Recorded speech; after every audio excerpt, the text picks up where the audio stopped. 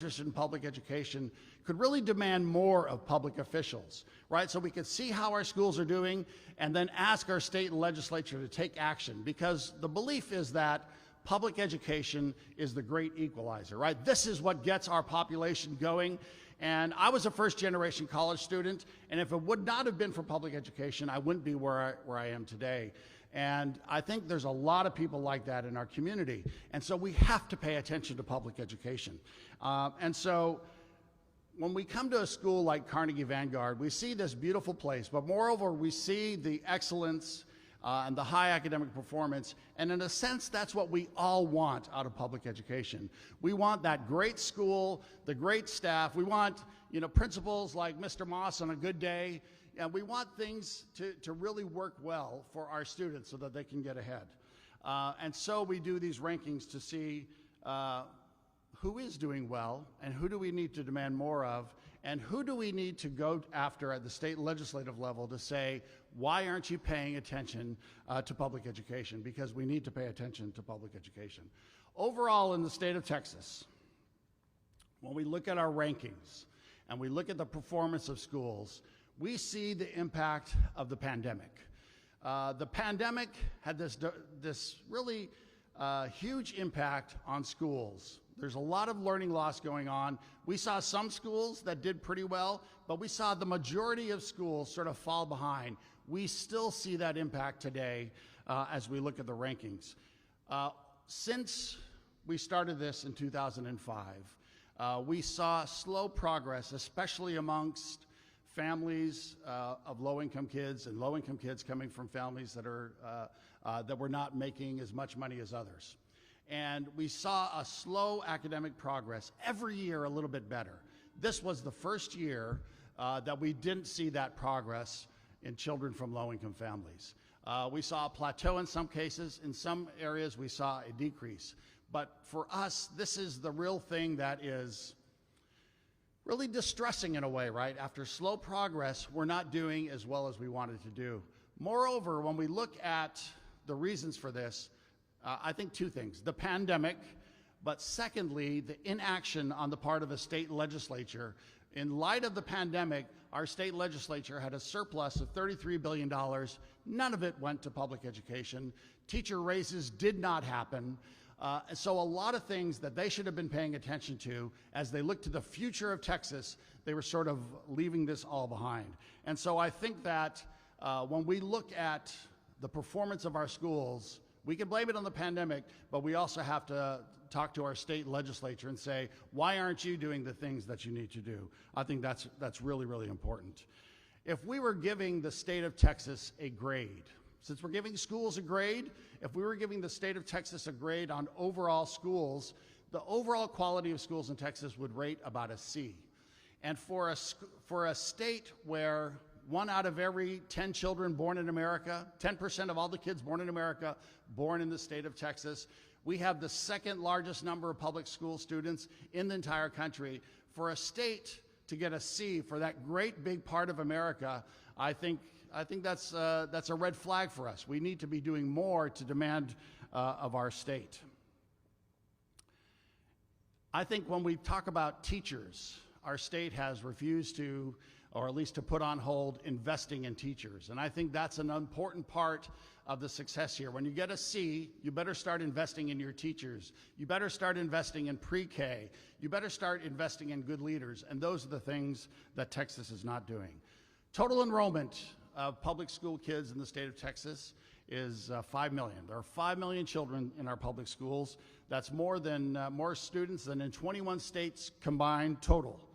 When we look at the number of schools that we ranked, 7,213 schools, about 4,000 elementaries, 2,000 middle schools, and close to 1,300 high schools.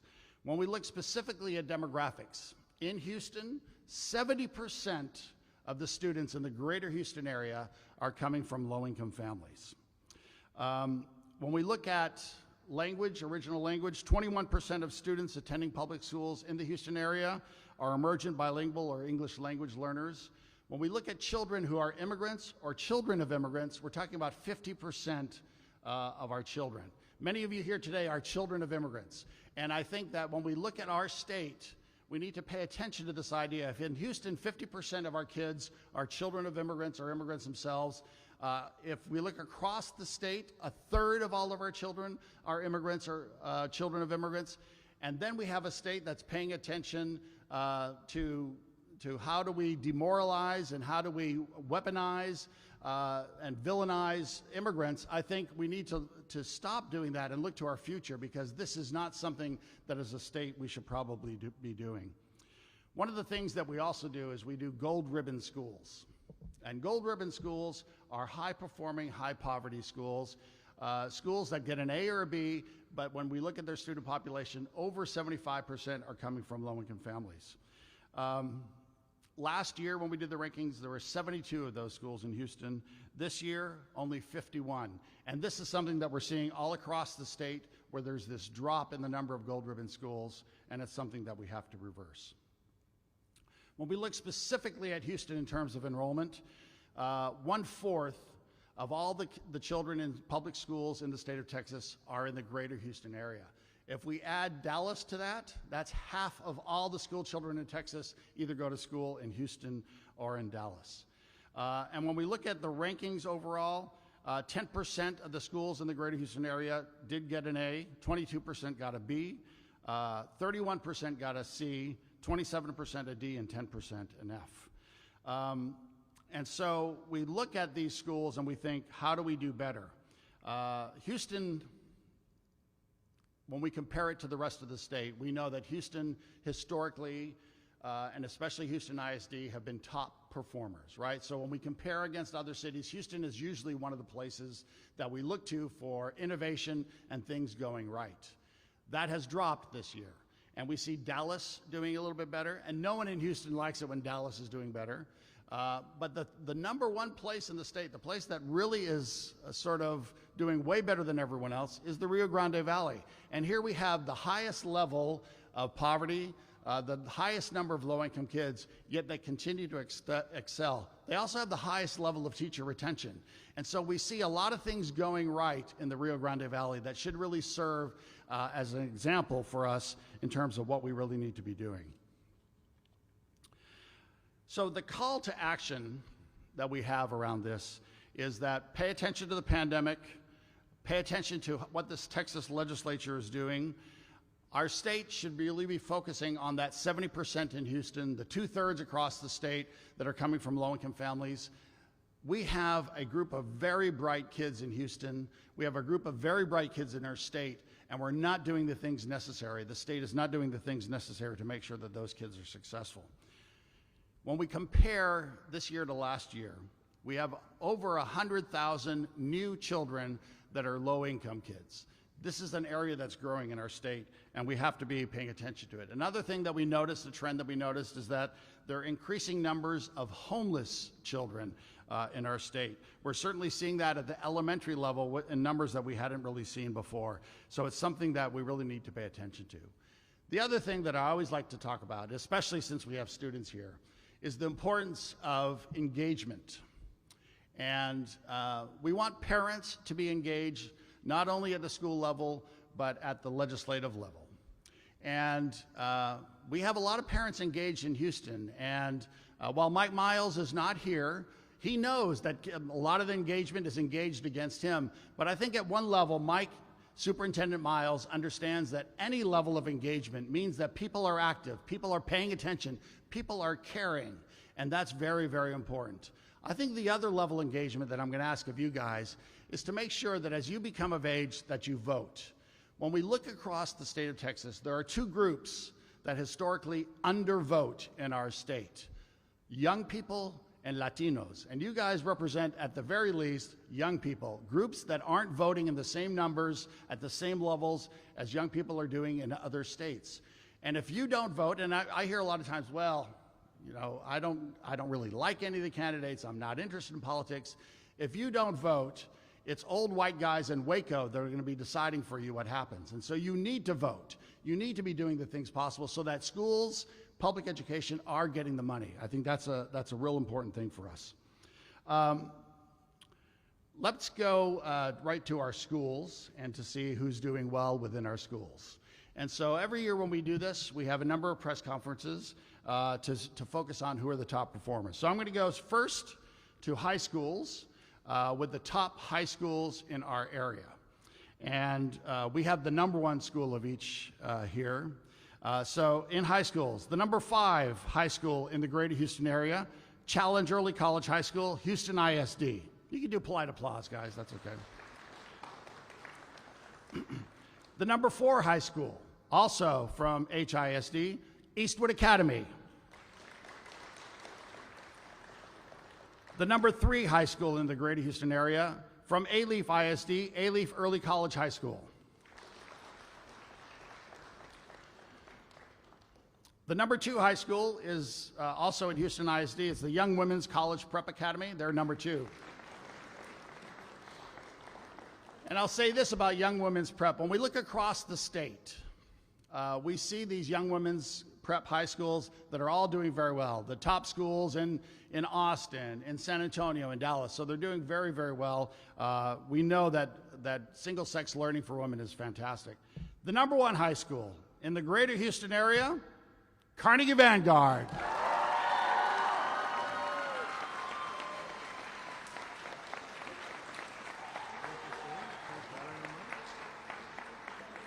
And now representing Carnegie Vanguard, Mr. Moss. Good morning, everybody. We are very appreciative of this recognition, so thank you, Dr. Sanborn, and all of your staff at Children at Risk. We appreciate the hard work that you do. And, we're just elated. Thank you to the media who's here. And we also have various officials from the Central Division of HISD. Thank you for being here, and thank you for all your support. When you talk about engagement, we have a wonderful parent population and an exceptional PTO. We have an exceptional, phenomenal administration here. I see you in the room. A wonderful staff, faculty that is just spectacular as well. They know the content and they deliver that with ease. Thank you, all of our faculty. And then this last group these persons are so internally, intrinsically motivated to do well. I want to give a big shout out to all of our students. Congratulations, we did this. Thank you again.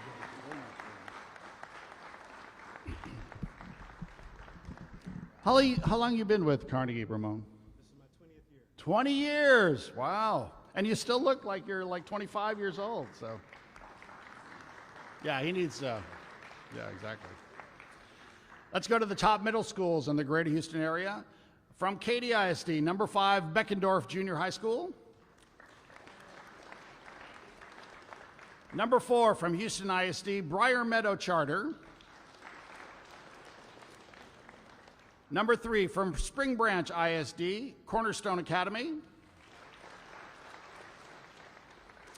#2 from Houston ISD, the Mandarin Immersion Magnet School. And the #1 middle school from Houston ISD, represented today by Principal Tiffany Chenier, T.H. Rogers.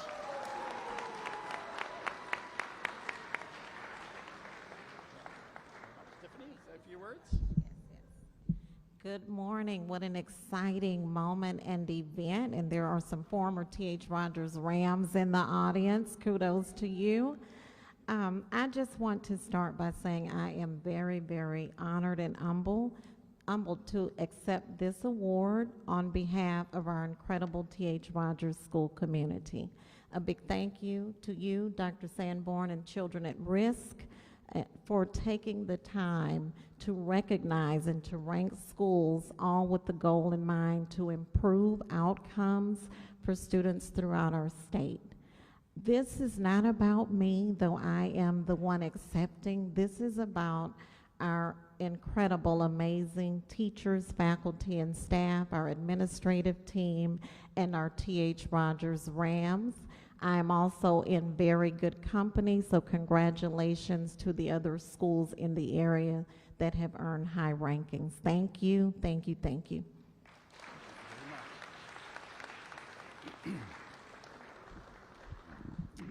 All right, our top 5 elementary schools in the area. Number 5, T.H. Rogers. Tiffany, very good. I think we have... Cade School. Excellent. The number 4 elementary from Katy ISD, Griffin Elementary. The number 3 elementary from Stafford, Stafford STEM Magnet Academy. The number 2 elementary from Lamar Consolidated ISD, Bess Campbell Elementary. And the number 1 elementary, and their principal's not here today, but from Fort Bend ISD, Commonwealth Elementary. Give them all a big hand.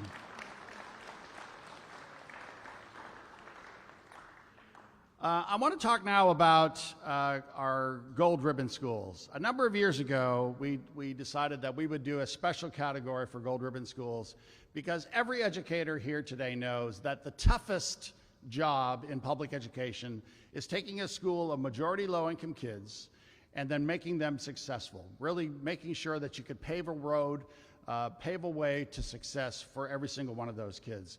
And these are traditionally those first-generation students, that will go to college, and these schools do a tremendous job. We have 2 of the principals here today to talk a little bit about this. First, Gold Ribbon Middle Schools. There's 2 that we have as a standout. Edward Roberson Middle School from Spring ISD, we want to give them recognition. And then the top gold ribbon middle school, represented today by Principal Frank Brown from Galveston ISD, Austin Middle School. Principal Brown, come on up.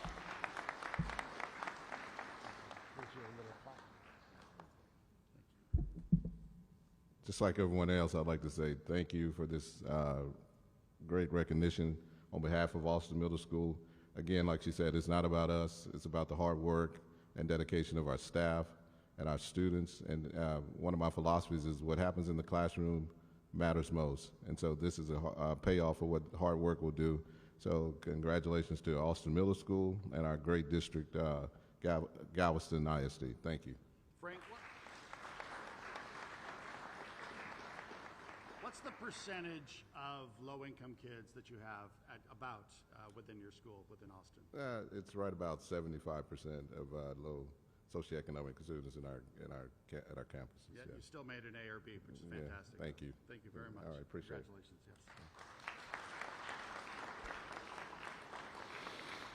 yes. And now we're going to go to the top gold ribbon elementary schools in our area. At number 5 from Angleton ISD, Southside Elementary. Number 4 from Houston ISD, Moreno Elementary. Number 3 from Conroe ISD, Reeves Elementary. The number 2 school from Klein ISD, Niche Elementary. And then number 1 from Houston ISD, represented today by Principal Samira Rogers, the great Pleasantville Elementary.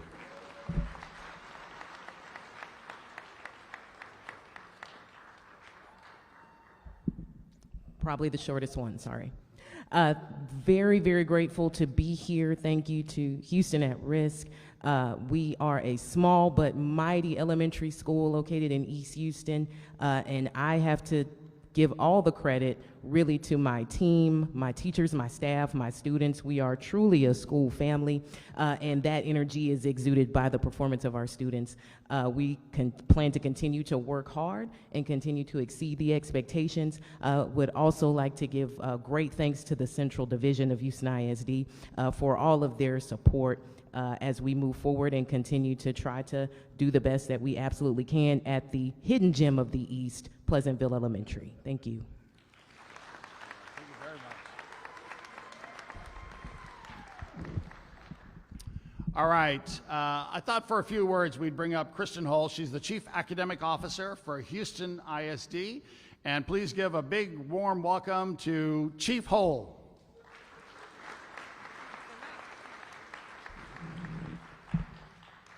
Hello, everyone. Just three quick things. First and foremost, huge congratulations to these principals, these campus administrators, these teachers, and these students for such an excellent showing in this award. So first of all, another round of applause.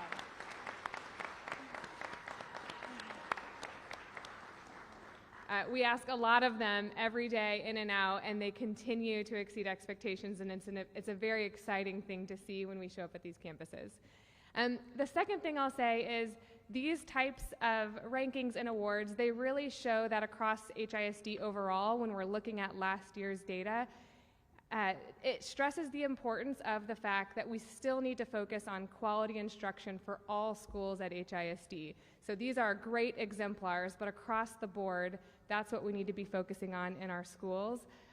Last week, we spent, teachers and students across HISD took a middle of the year test, and the good news is that progress is looking good, and that's across, averaging across all of our schools. So just really want to focus on that high quality instruction and know that we are on the right track.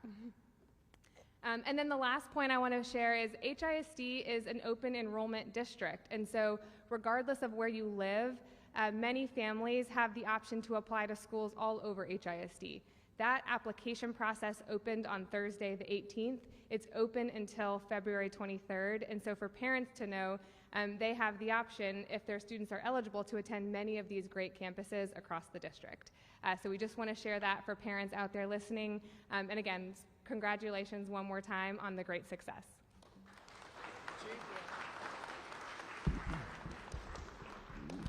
I know teachers have been thanked a number of times here, but I think it goes without saying that most of us would not be successful were it not for a teacher or a group of teachers that really went above and beyond to make sure that we were successful. And our state really does need to act on that. We want to make sure we have great teachers. We want to make sure that we have teachers in good schools, and we want to make sure that kids are successful. One of the things that we often look at is what happens with our kids, when they graduate. Where are they going? And I think Carnegie's a good place to ask, how many of you give a little cheer if you're going to U of H after you graduate? So there's two of them. Yeah. All right. How about UT? Oh, another small. A&M? Okay, one little whoop in the back. Rice?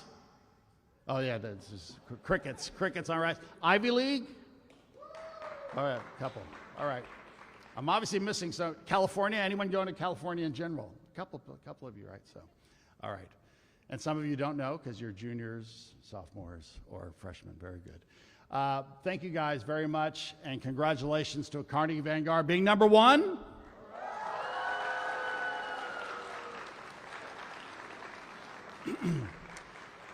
And I want to thank all the principals for your hard work. Thank you guys very, very much. And congratulations to all the rankings, the schools that ranked really highly today. And thank you guys. Thank you so much.